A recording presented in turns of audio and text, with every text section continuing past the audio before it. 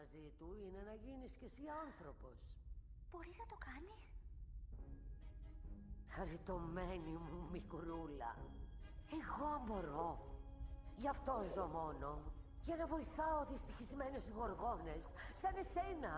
Φτωχές ψυχές που δεν έχουν που να στηριχτούν. Παραδέχομαι ότι στο παρελθόν μου ήμουν μάγισσα και μάλιστα κακιά.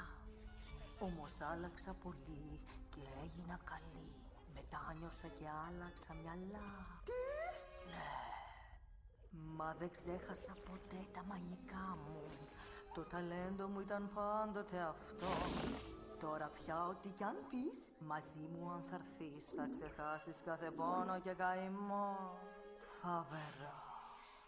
Πονεμένες ψυχές θρηνούν, ζητούν. Θέλει μια να δυνατήσει, θέλει άλλη να αγαπά. Να τις βοηθήσω? Ασφαλώς. Οι πονεμένες ψυχές θρηνούν, ζητούν. Όλοι έρχονται τρεχάχτη, θέλουν κόλπα μαγικά. Και τι κάνω? Τους βοηθώ. Τώρα αν καμιά φορά μας προκύψει διαφορά, τότε θα πρέπει δυστυχώς να αμυνθώ. Κι όμως πάλι θα το πω ότι εγώ πάντα προσπαθώ. Για τις πονεμένες ψυχές. Λοιπόν, άκου. Μα χωρίς τη φωνή, πώς θα... Μην ξεχνάς, είσαι όμορφη. Πότε μην υποτιμάς, μικρούλα μου, τη γλώσσα του σώματος. Χα! Στους άντρες δεν αρέσει φλιαρία. Το μπλα μπλα μπλα τους είναι βαρετό. Όμως όλοι προτιμούν κορίτσια που να μην μιλούν. Και εσύ χρυσή μου τις κουβέντες τι τις θες? Λοιπόν, δεν θέλουν τις ανόητες συζητήσεις.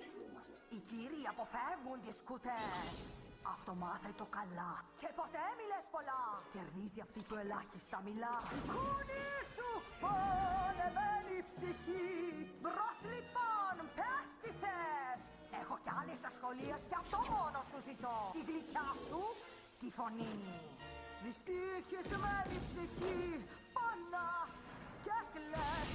Για τα πιο ωραία πράγματα πληρώνεις ακριβά. Μην το σκέφτεσαι πολύ γιατί η αγάπη είναι τυφλή. Τσάτσαμ, τσάτσαμ, την κρατώ βαριά. Εγώ έχω το κλειδί της πονεμένης ψυχής.